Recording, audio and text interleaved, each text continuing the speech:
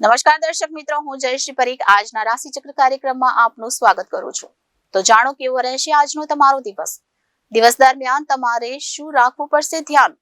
ધંધા રોજગારમાં થશે નફો કે નુકસાન? નોકરિયાત લોકો કઈ બાબતનું રાખશે ધ્યાન?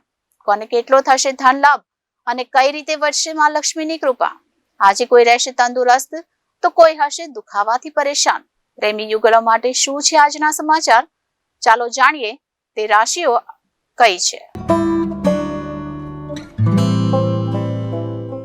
કાર્યક્ષેત્રમાં તમારા ગુસ્સા અને વાણી પર નિયંત્રણ રાખો. આજે આર્થિક ક્ષેત્રમાં ભારે ઉથલપાથલ થઈ શકે છે. અચાનક ગુપ્ત ધન મળી શકે છે. વડીલ સ્વજનો માટે માન સન્માન વધશે. આધ્યાત્મિક કાર્યમાં રુચિ રહેશે. પ્રેમ સંબંધોમાં એકબીજા પર શંકાના કારણે પરસ્પર મતભેદ થશે.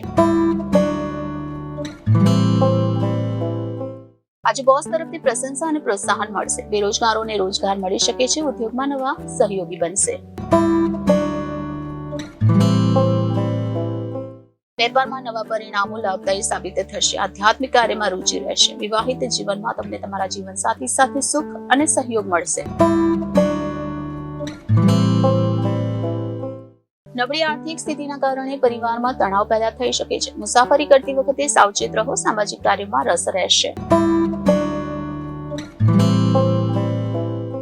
વેપારમાં નવા ફેરફારો ફાયદાકારક સાબિત થશે. ઉદ્યોગમાં નવા સહયોગી બનશે. આવકના નવા સ્ત્રોત વધારવાના પ્રયાસો સફળ થશે.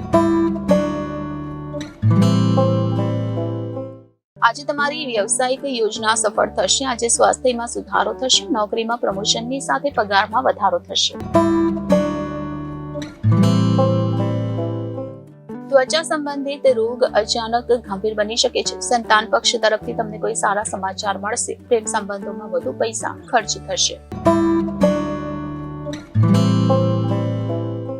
વિવાહિત જીવનમાં શંકા કુશંકાથી દૂર રહો. કાર્યક્ષેત્રમાં ભારે વ્યસ્તતા રહેશે. વેપારમાં બિનજરૂરી પૈસા ખર્ચ થશે. આજે વિવાહિત જીવનમાં નિકટતા રહેશે. માતા પિતા તરફથી સહયોગ અને સાથ મળશે. બેરોજગારોને રોજગાર મળશે. વિદ્યાર્થી વર્ગ વિશેષ સફળતા પ્રાપ્ત કરશે. દાન અને સત્કર્મ કરવાથી મનને શાંતિ મળશે. વિદ્યાર્થી વર્ગ વિશેષ સફળતા પ્રાપ્ત કરશે. મુસાફરીમાં થોડો તણાવ પેદા કરી શકે છે. અનિચ્છનીય યાત્રા કરવી પડશે. વ્યવસાયમાં આવક કરતા ખર્ચ વધુ રહેશે.